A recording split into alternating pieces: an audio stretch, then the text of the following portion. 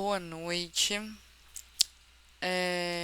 Na semana passada, a gente falou um pouco sobre recursão. Então, eu não sei se você chegou a ler, Caruane,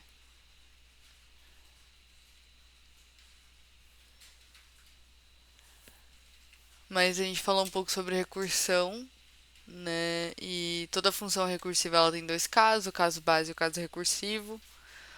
Uma pilha tem duas operações, que é push e pop. E todas as chamadas de função vão para a pilha de chamada. A pilha de chamada pode ficar muito grande e ocupar muita memória. Então, basicamente, esse foi eu recapitulando sobre recursão e pilha. Hoje a gente vai falar sobre quicksort. Então, a gente vai deparar com problemas que não podem ser resolvidos com algum algoritmo de seu conhecimento. Porém, quando o bom desenvolvedor de algoritmos encontra um desses problemas, ele não desiste. Pelo contrário, ele utiliza uma ampla gama de técnicas para encontrar uma solução, sendo a técnica de dividir para conquistar a primeira que a gente vai aprender, que basicamente é o quicksort. Ele é um algoritmo de ordenação elegante que é utilizado com frequência e basicamente é a técnica de dividir para conquistar. Então, no último capítulo, né, como a gente já falou, a gente aprendeu tudo sobre recursão. E esse capítulo ele vai focar mais na utilização dessas duas novas habilidades, dessas suas novas habilidades aplicadas na resolução de problemas. Então, para isso, vamos explorar a técnica dividir para conquistar, que é bastante conhecida para a resolução de problemas. E aí esse capítulo ele trata do ponto principal dos algoritmos, pois um algoritmo que consegue resolver apenas um tipo de problema não é muito útil.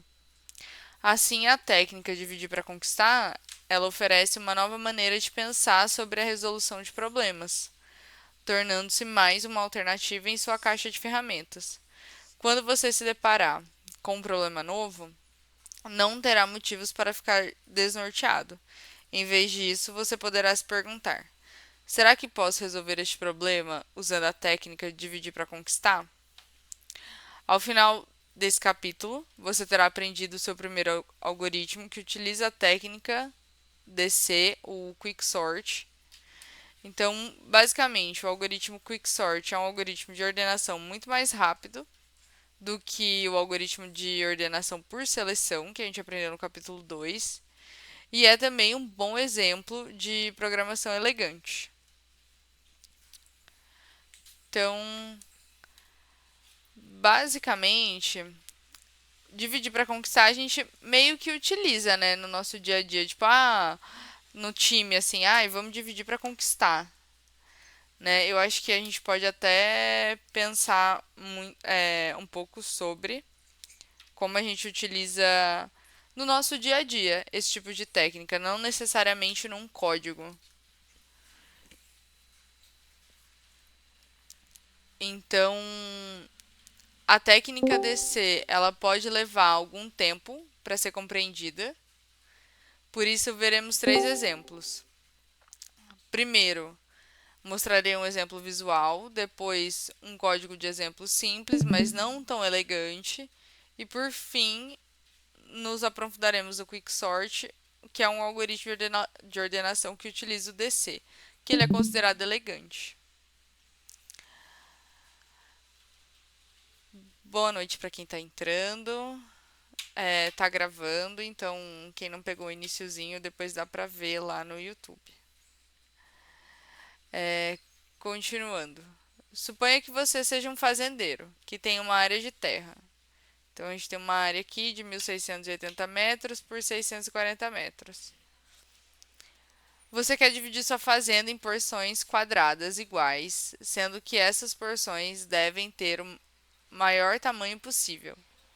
Assim, nenhuma dessas alternativas funcionará. Então, porções não são quadradas, né? Mais retangular do que quadrado. Essas são pequenas demais e todas as porções devem possuir o mesmo tamanho. E aí, no caso aqui, não tem o mesmo tamanho. Como que iremos encontrar o maior tamanho possível para estes quadrados? Usando a estratégia dividir para conquistar. Então, os algoritmos DC são recursivos. Assim, para resolver um problema utilizando o DC, você deve seguir dois passos. Tem que descobrir o caso base, que deve ser o caso mais simples possível. Divida ou diminua o seu problema até que ele se torne o caso base.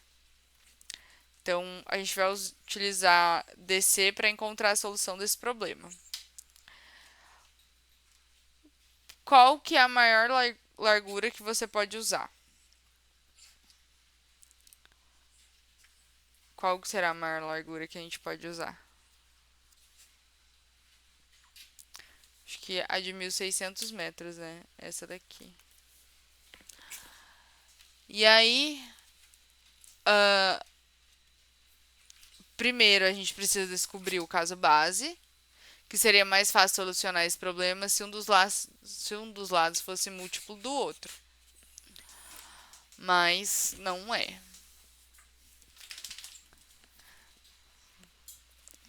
Então, a gente tem. Suponha que um dos lados tenha 25 metros e o outro tenha 50. Assim, o maior quadrado que você pode ter mede 25 por 25.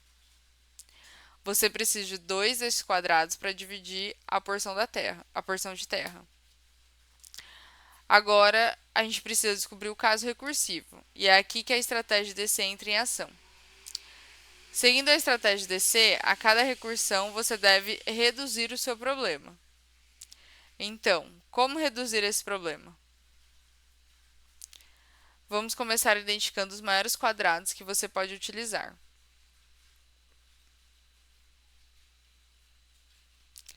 Então, beleza, ele pegou, na verdade, a largura daqui de cima, né, de 640, e aí ele dividiu, no caso em 3. Então, dois quadrados grandes, né, do mesmo tamanho, e um menor, que não é um quadrado, né, é um retângulo ainda. Então, você pode posicionar dois quadrados 640 na fazenda e ainda continuará com uma porção de terra para ser dividida. Este é o momento. Ahá! Você ainda tem o segmento da fazenda que deve ser dividido. Por que que a gente não aplica esse mesmo algoritmo nesse segmento? Ou seja, dividindo 400 em dois pedaços. Ou seja, vai ficar 200, 200. Acho que é 200, 200, é isso? Eu acho que vai ser. Então, você iniciou com uma porção de terra medindo 1,680 por 640, que deveria ser dividida. Porém, agora você precisa dividir um segmento menor que mede 640 por 400. Caso encontre o maior quadrado que divide esse segmento, ele será o maior quadrado que dividirá toda a fazenda. E aí você acabou de reduzir um problema de divisão de uma fazenda medindo 1.680 por 640 para um problema de divisão de área medindo 640 por 400. Então,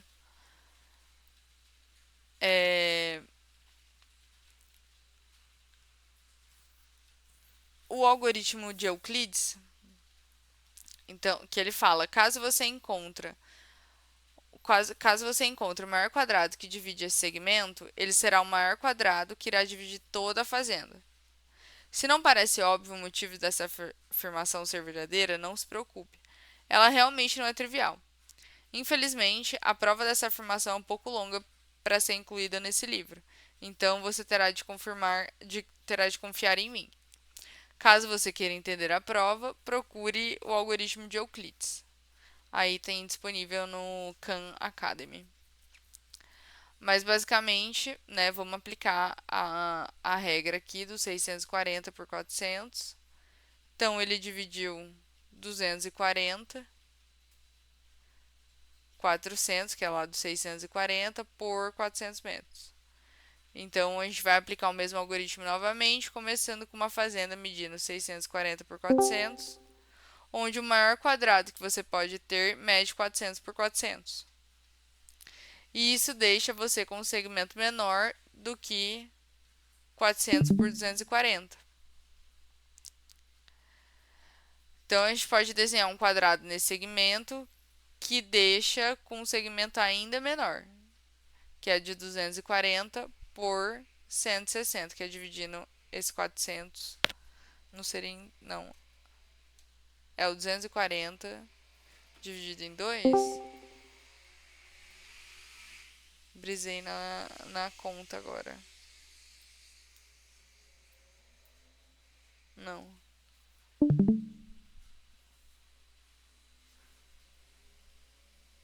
Ah, não. Tá. Ah, que lesada. Seria o 400 por 440.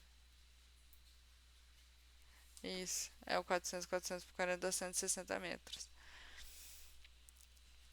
E aí você desenha um quadrado nesse segmento para ter um segmento ainda menor, que dá de 80 metros aqui. Então seria 160 por 160, 80 metros quadrados. Ah, e aí você acabou de descobrir o caso base, pois 80 é um múltiplo de 160. E aí, se a gente dividir esse segmento em quadrados, não haverá segmento sobrando. Então, basicamente, a gente teria que dividir a fazenda em 80 metros por 80. É 80 metros por 80, isso mesmo. Então, para recapitular, esses são os passos para a aplicação da estratégia DC. A gente tem que descobrir o caso base, que deve ser o caso mais simples possível. Depois de descobrir ele, a gente tem que descobrir como reduzir o seu problema para que ele se torne o caso base. E aí o caso base ele foi explicado no capítulo anterior sobre recursão. E deixa eu ver se eu acho uma anotação aqui minha.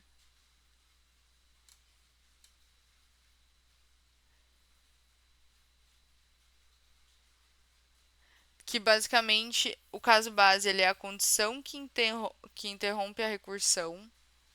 Que basicamente, para quem não estava, né, na semana passada, a recursão é uma técnica onde uma função chama a si mesma para resolver um problema. Então essa condição base ela vai interromper essa função. E aí ela vai, tipo, encontrei o caso base, então eu parei aqui. Aí ele não fica dividindo eternamente, né? Então ele precisa encontrar o caso base, que no caso aqui é o 80 por 80, que é o resultado final, assim dizendo, né? Então, o algoritmo dividir para conquistar, ele não é um simples algoritmo que você aplica em um problema, mas sim uma maneira de pensar sobre o problema. Ficou alguma dúvida?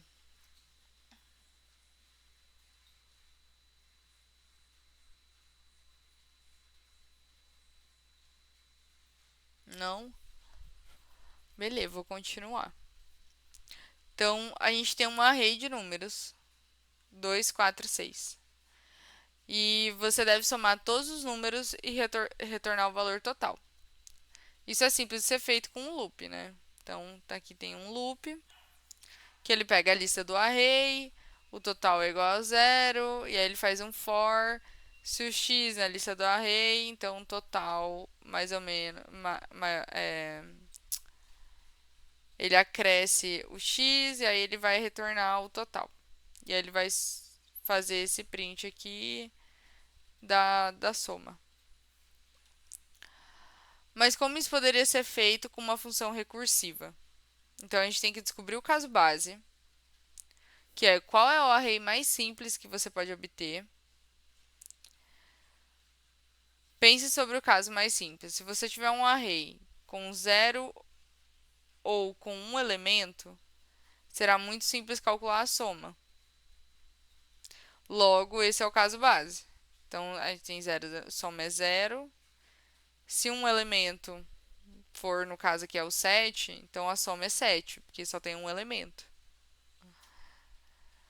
Aí depois, você deve chegar mais perto de um array vazio a cada recursão. Você pode reduzir o tamanho do seu problema e essa é uma alternativa. Então, no caso aqui, somou todos os valores, né, que vai dar 12. Então, a soma desse array é igual a, tipo, 2 mais soma de 4, 6, que é igual a 2 mais 10, que é igual a 12. E aí, tipo, em ambos os casos, o resultado é 12. Porém, nessa versão aqui, a gente está usando um array menor na função soma.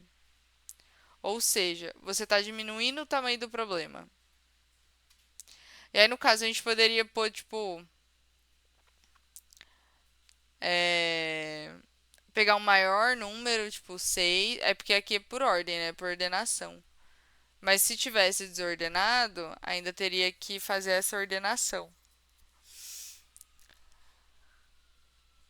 Que eu ia dar um exemplo, tipo, poderia colocar 2 e 4, mas no caso não iria funcionar porque ele ia meio que contar como 24. Então, aí a função soma, ela poderia funcionar assim, ó. Pega uma lista. Se a lista estiver vazia, ela vai retornar zero. Caso contrário, a soma total será o primeiro número da lista mais a soma do restante da lista.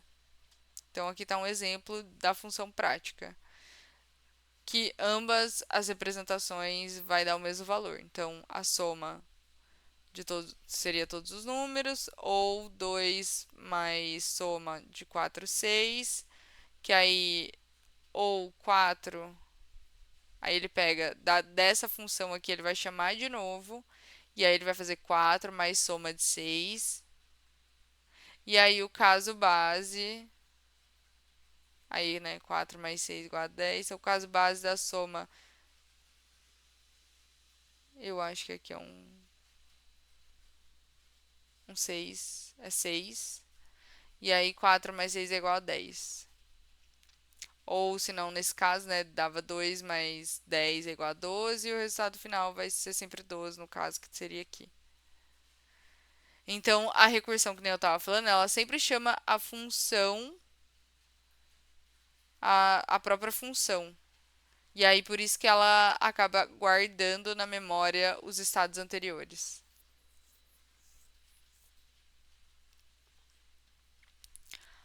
Outro exemplo. Então, nenhuma dessas funções é finalizada até que você chegue ao caso base.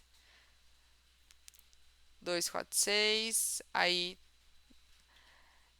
faz essa função, 2 mais soma 4, 6. Aí depois faz outra função. Agora dá pra ver. Soma 6 a 6. Essa é a primeira chamada de função que realmente é finalizada. Então, tipo, ele chegou aqui no final, ele encontrou a última função para usar no caso base. Então, por isso que eu tava falando que ela sempre vai se chamar a função em si mesma, né? Então, ela sempre, tipo, essa chama essa, que chama essa, que chama essa.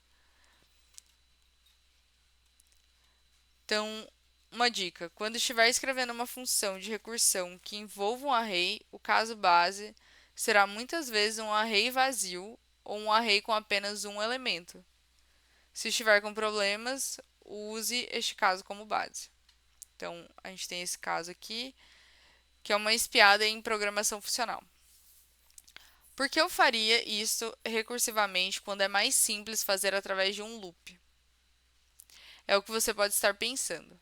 Bem, estamos dando uma espiada em programação funcional. Linguagens de programação funcional, como Haskell, não contém loops, e isso faz com que você tenha de usar funções como essa. Se você compreende bem o que é recursão, linguagens funcionais serão simples de entender. Por exemplo, você escreveria uma função somatória em Haskell assim: soma é um array vazio é igual a zero. Então, esse é o caso base. O caso recursivo seria soma x Esqueci o dois pontos que é. Xs é igual a x mais soma xs. E aí perceba que parece que você tem duas definições para uma função. A primeira definição é executada quando você alcança o caso base, ou seja, só chama aquela uma única vez. E a segunda é executada no caso recursivo. Você pode, você também pode escrever uma função Haskell usando o operador condicional if, se em português. Então, soma array igual a if array igual a vazio. Então, vai ser zero, se não, ele vai, no caso aqui é head, array mais a soma do tamanho array. Tail acho que é cauda, na verdade. É cauda, array. Porém, a primeira definição é mais simples de ler, né? Essa daqui. Como Haskell se baseia fortemente em recursão, essa linguagem inclui vários detalhes, como este para tornar a recursão mais simples. Se você gosta de recursão, ou caso você esteja interessado em aprender uma nova linguagem de programação, dá uma olhada em Haskell. Então, tem exercícios. Ele pede para escrever o código para a função soma, que foi visto anteriormente. Escrever uma função recursiva que conte o número de itens em uma lista. Depois, encontrar o valor mais alto em uma lista. E aí, depois ele fala: você se lembra da pesquisa binária do capítulo 1? Ela também é um algoritmo do tipo dividir para conquistar. Você consegue determinar o caso base e o caso recursivo para pesquisa binária? Eu vou deixar para fazer depois. E aí na semana que vem, eu na hora de fazer o recapitulando, se vocês quiserem mostrar o que vocês fizeram ou conversar sobre os exercícios, ou mesmo lá no grupo, se quiserem fazer e mostrar lá, seria legal. Beleza?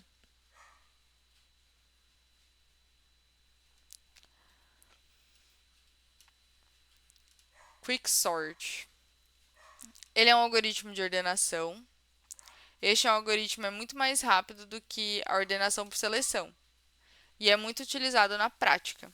Por exemplo, a biblioteca padrão da linguagem C tem uma função chamada keysort, que é uma implementação do quicksort. O algoritmo quicksort também utiliza a estratégia dividir para conquistar. Então vamos usar o quicksort para ordenar um array. Qual é o array mais simples que um algoritmo de ordenação pode ordenar? Um array vazio. Pelo menos foi o que foi falado anteriormente, ou de um elemento. Bem, alguns arrays não precisam nem ser ordenados. Então não há necessidade de ordenar arrays como este, que é de um array vazio ou com um elemento. Arrays vazios ou arrays com apenas um elemento serão um caso base. Você pode apenas retornar esses arrays como eles estão, visto que não há nada para ordenar. Então, função quicksort do array. Se o tamanho do array for menor ou igual a 2, retorna o array, né? Que no caso seria o elemento, e aí ele ou vai retornar vazio ou ele vai retornar o 20. Então vamos dar uma olhada em arrays anteriores. Um array com dois elementos também é muito simples de ordenar. Confira se o primeiro elemento é menor do que o segundo, caso não seja, eles são trocados de lugar. Ou seja, se fosse outros números, né? No caso não 1 e o 7, mas se fosse, sei lá, o 7 e o... Ai, qual que é? O 6 tivesse ao contrário, ele ordenaria. E um array com três elementos, 33, 15 e 10. Então, a gente está usando a técnica de dividir para conquistar. Sendo assim, a gente precisa quebrar esse array até que você chegue ao caso base. Portanto, o funcionamento do quicksort segue essa lógica. Primeiro, escolha um elemento do array. Esse elemento será chamado de pivô. Aí, no caso, ele escolheu o 33. Depois vai falar como escolher o pivô. Então, nesse momento, vamos utilizar o primeiro item do array como pivô. Assim, encontra os elementos que são menores do que o pivô e também os elementos que são maiores. Então, números menores do que o 33, que é o pivô, é o 15 e o 10. Números maiores do que o 33 é um array vazio porque não existe nenhum. E isso é chamado de particionamento. Desse modo, você tem um subarray contendo todos os números menores do que o pivô e um subarray contendo todos os números maiores do que o pivô. Os dois subarrays, eles não estão ordenados, apenas particionados, ou seja, separados. Porém, se eles estivessem ordenados, a ordenação do array contendo todos os elementos seria simples. Então, trocaria o 10 com o 15, ficaria o 33 e o array vazio. Caso os subarrays estejam ordenados, poderá combiná-los dessa forma: array esquerdo mais pivô mais array direito. Consequentemente, terá um ordenado, neste caso temos 10 e 15, um array que é com pivô e um array vazio, que vai dar 10, 15 e 33, juntando os três arrays. Alguém quer falar alguma coisa?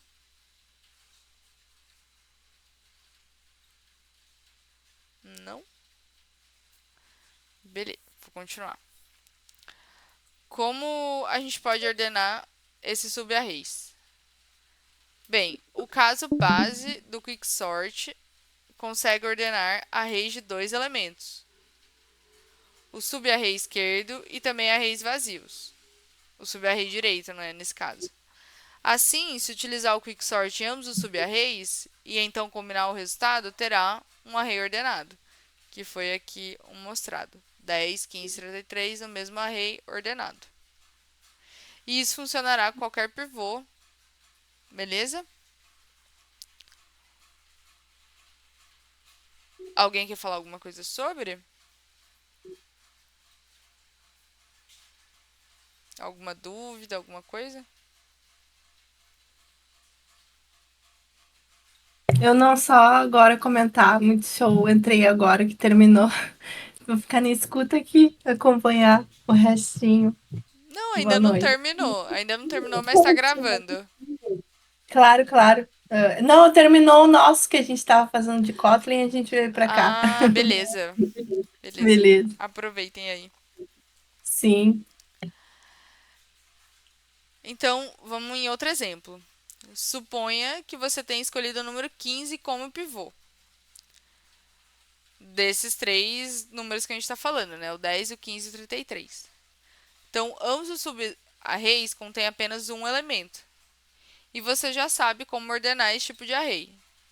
Logo, já sabe como ordenar um array de três elementos.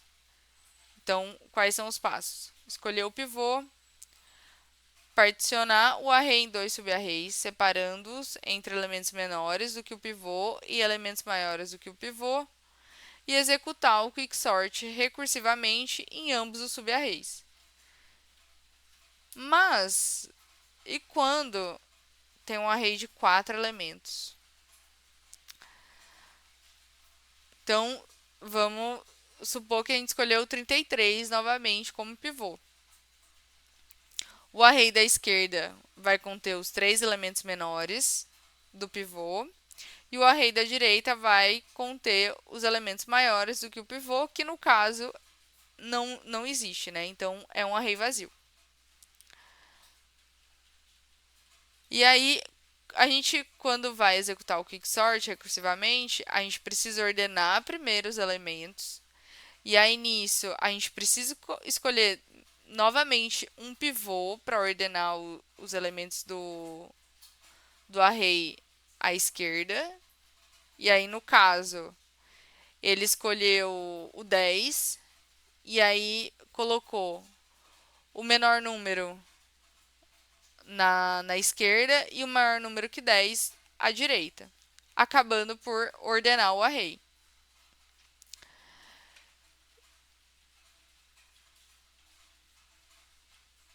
Isso, você consegue ordenar arrays, e aí com isso a gente já conseguiu ordenar, né, os arrays ficando 7, 10, 15, 33. E aí com isso a gente consegue ordenar arrays de 5 elementos, né? Então vai sempre chamando novamente a função, né, se fosse mais elementos. Então a gente poderia escolher. Então tudo depende do pivô. A gente vai escolher um pivô aqui. Se ele for menor do que um é um array vazio, maior do que um é os outros elementos. E aí depois a gente escolhe um outro pivô. É o 2. Menor que 2 é 1, depois maior que 2, 3, 5, 4. E assim por diante.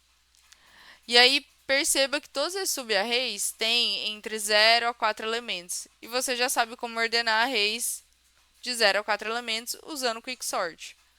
Logo, não importa o pivô que você escolher, pois você poderá executar o Quicksort recursivamente em ambos os subarrays. Por exemplo, imagine que você escolheu 3 como pivô e aí você vai executar o Quicksort nos subarrays. Então a gente escolheu o 3, os menores números que 3, 2 e 1, e maior é o 5 e o 4. E aí ele ordenou 1 e 2 e o 4 e o 5. E aí acabou por colocar todos em ordem. Então, os subarrays são ordenados e então você os combina, obtendo um array ordenado. E isso funcionará mesmo que escolha o número 5 como pivô.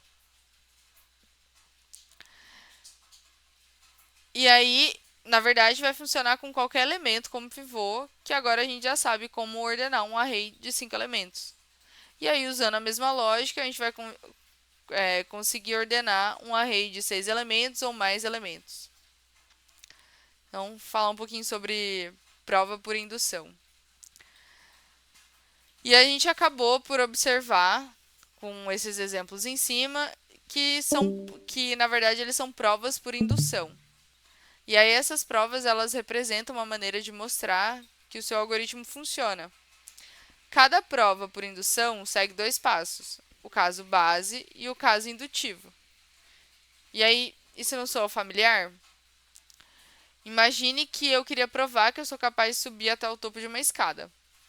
No caso indutivo, se minhas pernas estiverem em um degrau, poderei colocá-las no próximo degrau.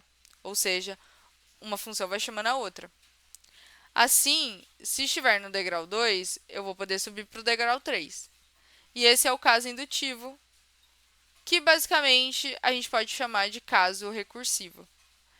Já para o caso base, falarei que minhas pernas estão no degrau 1 e que, portanto, sou capaz de subir a escada inteira, um degrau de cada vez. E aí a gente usa uma lógica muito semelhante do Quicksort. No caso base, mostrei que o algoritmo funciona para o caso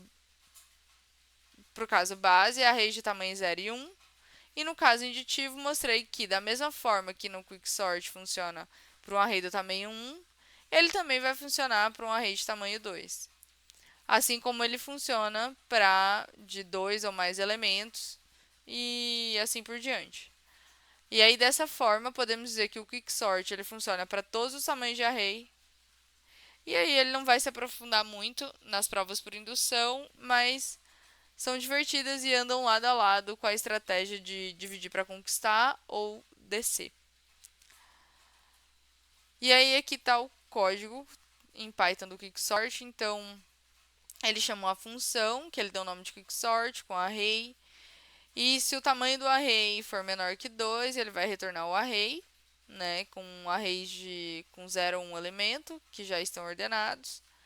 Se não, ele vai escolher um pivô, que no caso aqui vai ser o 0, e aí vai colocar os menores números do que 0 e os maiores números do que 0, e ele vai retornar esse, esse subarrays para depois ordenar os arrays, que fica aqui no 10, 5, 2 e 3.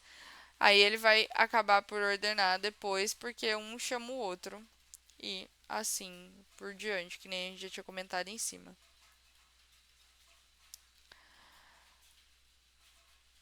E aí a gente vai fazer uma revisãozinha aqui da notação Big O, que foi falada lá no capítulo 1, se eu não me engano. Acho que foi primeiro assunto. Isso, o primeiro assunto que foi abordado foi a notação Big O. Então, o algoritmo Quicksort é único, pois a velocidade depende do pivô escolhido. E aí, antes da gente falar sobre o Quicksort, vamos analisar novamente os tempos de execução do Big O mais comum. Então, tem a pesquisa binária, com os tempos de execução aqui conforme o tamanho do array, a pesquisa simples, o Quicksort, ordenação por seleção e o caixeiro viajante. Então, essas são estimativas baseadas em um computador lento que realiza 10 operações por segundo. Então, os exemplos de execução, de tempos de execução contidos nesses gráficos, eles são estimativos para um caso em que você executa 10 operações por segundo. Estes gráficos eles não são precisos, mas servem apenas para fornecer um exemplo do quão diferentes são os tempos de execução. Na realidade, o nosso computador é capaz de executar muito mais do que 10 operações por segundo. Cada tempo de execução ela contém um algoritmo de exemplo anexo. Então, dê uma olhada no algoritmo de ordenação por seleção, que a gente aprendeu no capítulo 2. E o seu tempo de execução é O n ao quadrado. Ou seja, é bastante lento. Há outro algoritmo de ordenação chamado Merge Sort, que tem o tempo de execução O n log n, que é muito mais rápido. O algoritmo Quicksort é um caso complicado, porque na pior situação, o Quicksort tem tempo de execução O n ao quadrado,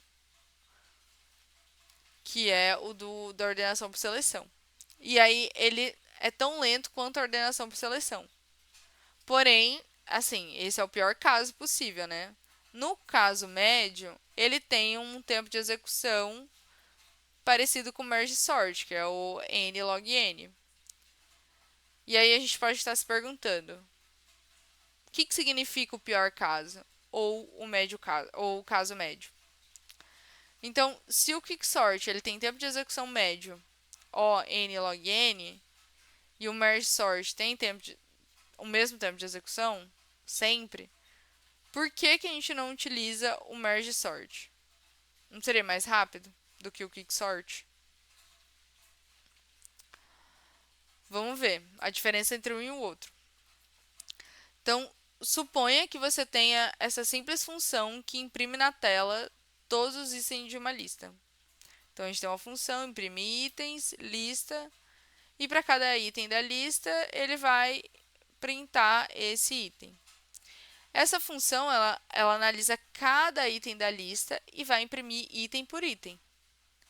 Como essa função passa por toda a lista uma vez, ela tem tempo de execução ON. Agora imagine que você modificou essa função para que ela aguarde um segundo antes de imprimir um item. Então, ele tem para o tempo, ele vai... A função imprimir item 2, lista. Então, para o item na lista, ele vai esperar ali um segundo e depois que ele vai printar esse item. E aí, suponha que você imprime uma lista contendo 5 itens utilizando ambas as funções. Então, a gente tem esses itens e aí a gente tem essa outra lista que ela vai aguardar. Ambas as funções elas passam por toda a lista uma vez. Portanto, elas têm tempo de execução ON. Qual das duas você acha que é mais rápida na prática? Então ele acha que a função imprimir item será muito mais rápida, visto que ela não aguarda um segundo antes de imprimir cada item. Assim, mesmo que ambas as funções tenham o mesmo tempo de execução, a função imprimir itens acaba sendo mais rápida na prática. E aí, quando você escreve algo na notação Big O, como ON, por exemplo, está querendo dizer isso, ó. Alguma quantidade determina tempo por N. Então, a letra C é uma quantidade determinada de tempo que o seu algoritmo leva para ser executado, ou seja, 1 vezes N. Ela é chamada de constante. Pode ser, no exemplo, 10 milissegundos vezes N para a função imprimir itens contra 1 segundo vezes N para a função imprimir itens 2. Normalmente, a gente ignora a constante, pois caso dois algoritmos tenham tempo de execução big O diferentes, a constante não importará. Vamos usar a pesquisa binária e a pesquisa simples como exemplo deste fato. Imagine que ambos os algoritmos contenham essa constante: 10 milissegundos vezes n, 1 segundo vezes log n, que é a pesquisa binária. Essa é a pesquisa simples.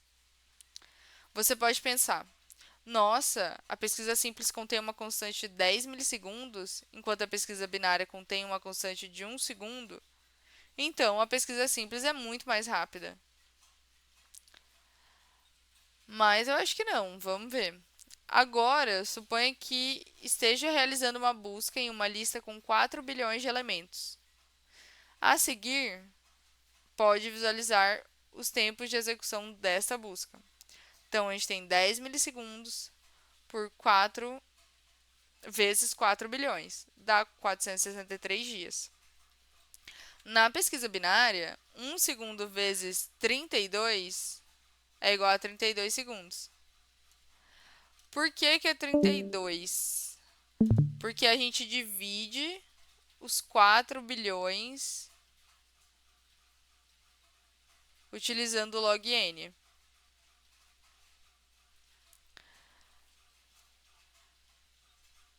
Então, como a gente pode ver, a pesquisa binária ela continua sendo muito mais rápida.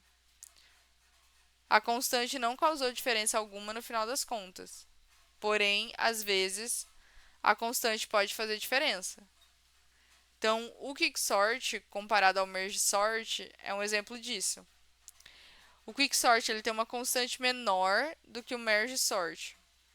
Assim, como ambos têm tempo de execução O n log n, o quicksort acaba sendo mais rápido. Além disso, o quicksort é mais rápido na prática, pois ele funciona mais vezes no caso médio do que no pior caso.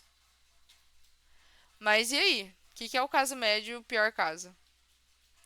O caso médio versus pior caso. Então, o desempenho do quicksort depende bastante da escolha do pivô.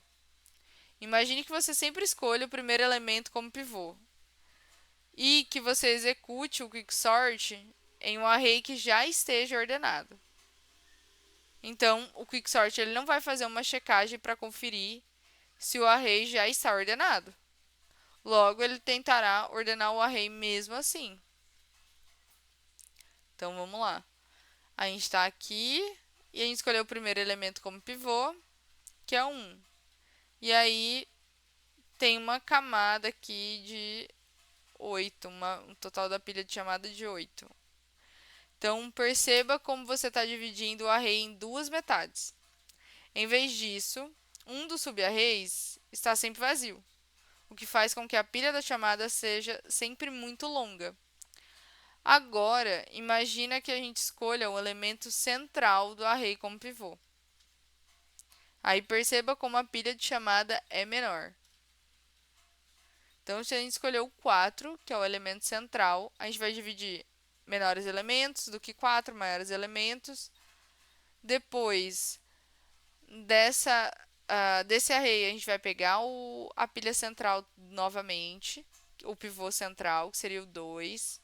E aqui, ali entre o 6 e 7, acabou escolhendo o 6. E sobrou o 7 para o lado. E assim por diante. Então, de 8 passou a ser 4 quando a gente escolhe tipo, o meio do array.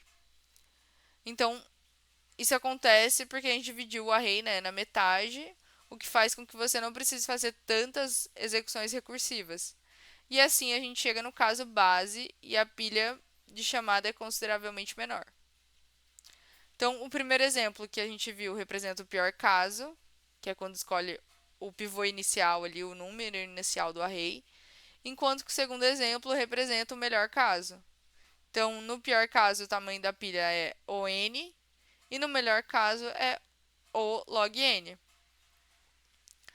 Então, agora observa que o primeiro nível da pilha, você escolhe um elemento como pivô e os demais elementos são divididos em dois subarrays. Assim, você tem que passar por todos os elementos do array. Logo, essa primeira execução tem tempo de execução ON. E aí, nesse nível da pilha, você passa por todos os elementos, que seria nesse aqui.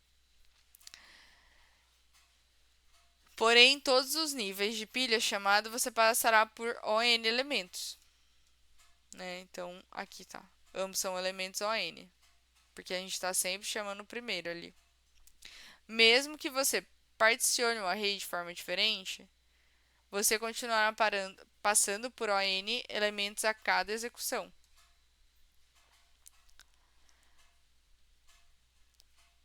E aí, 8 elementos, isso é ON elementos.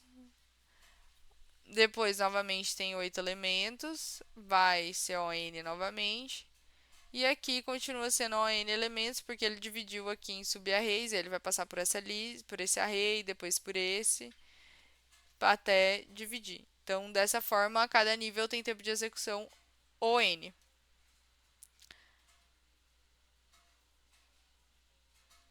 Então, existe aqui uma outra explicação, né? Que esse nível teve tempo de execução ON para ser dividido, esse também, e até o último também. E aí, o número de níveis, aí sim é o O log n.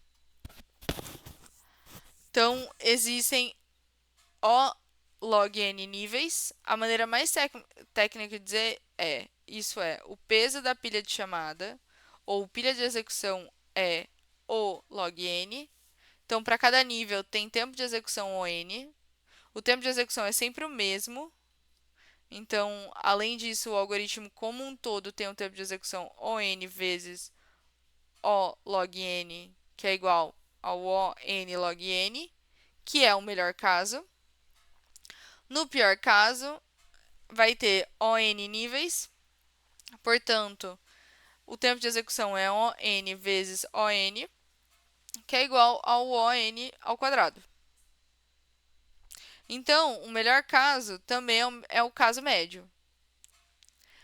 Então, se você sempre escolher um elemento aleatório do array como pivô, o quicksort será completado com o tempo de execução médio, que é o ON log n.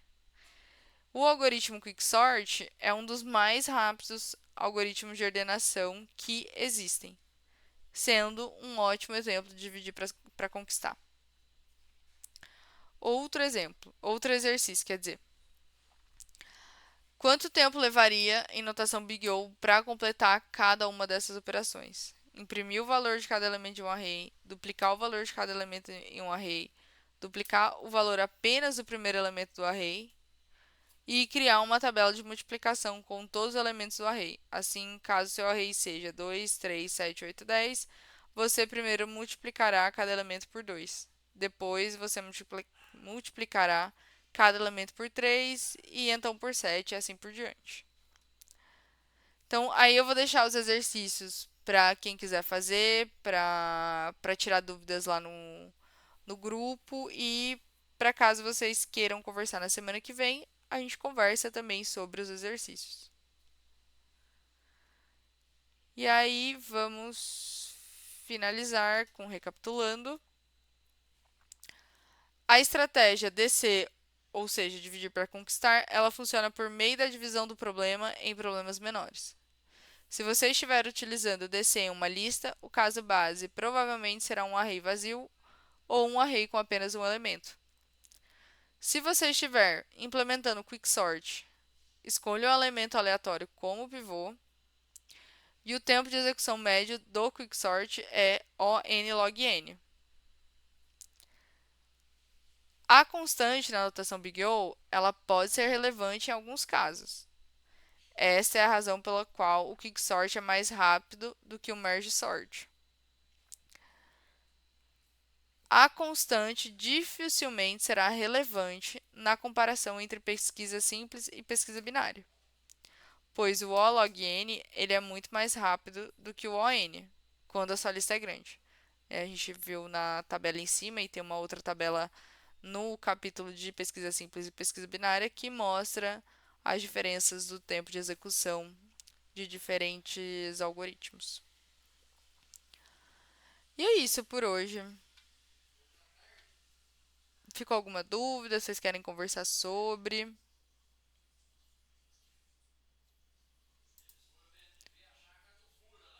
Hoje eu estava vendo um vídeo do Elemar Júnior que ele explica esse algoritmo de uma forma bem legal no vídeo do YouTube. Ele, tipo, debuga ele com, tipo, debuga o código e também tem um desenho, aí fica muito fácil de entender como que ele funciona. É bem legal se alguém quiser, se alguém, tipo, não Manda lá entendeu no. muito bem como. Vou mandar o link lá no WhatsApp, no grupo do WhatsApp. Eu achei bem bom, assim, por causa do desenho. E, tipo, toda vez Uhum. que ele vai falando, vai aparecendo na tela a linha do código que está sendo executado. Ele faz em C Sharp, eu acho. Ah, boa. Manda lá no canal pra galera dar uma olhada. Eu também vou dar uma olhada. Porque é um pouquinho confuso, né? O Quicksort, assim. Dá pra entender, mas se tiver mais outros exemplos pra explicar, acho que é interessante. Geralmente esse algoritmo ele está embutido em alguma função que a gente já usa, assim, da linguagem. Uhum. Eu dificilmente eu acho que você vai implementar ele na mão, assim. É, Geralmente você vai usar uma função da própria linguagem ali que já vai, tipo, usar por debaixo dos panos para você ali. sim.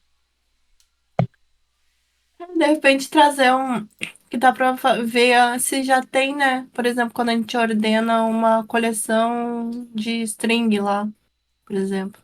Como é que ele faz? Né? Um array de string ali, eu acho que Uhum. dentro do Java trazer algum código para complementar, assim, seria legal. Bacana. Que no livro é em Python, né? Sim, no livro é em Python. Mas dá pra trazer sim. Eu vou fazer os exercícios, né, como eu falei. E aí na semana que vem dá pra gente voltar nesse assunto também. Não precisa ser necessariamente, né, vamos só ler os capítulos, não. Vamos conversar sobre os exercícios ali, trazer exemplos. Dá para criar repositório se vocês quiserem, meninas. Ali. Eu não dei para Jaqueline, eu não sei se tem o acesso ali nos repositórios, mas dá para criar um para os estudos de vocês também ali. Se vocês quiserem subir um código e irem colocando exemplos lá, que nem a gente faz nos outros livros. Acho interessante. Mas muito bom, parabéns, Jaque. Eu consegui Valeu. ficar aqui um Você pouquinho conseguiu. para dar uma Boa. força. Terminou o nosso antes. E quando der, eu vou aparecer por aqui, as meninas também. Valeu, gente. Boa quarta-feira pra vocês, restinho, bom descanso. E valeu mesmo. Eu vou subir mais tarde lá no YouTube já e deixar disponível pra quem não conseguiu participar. Valeu, boa noite,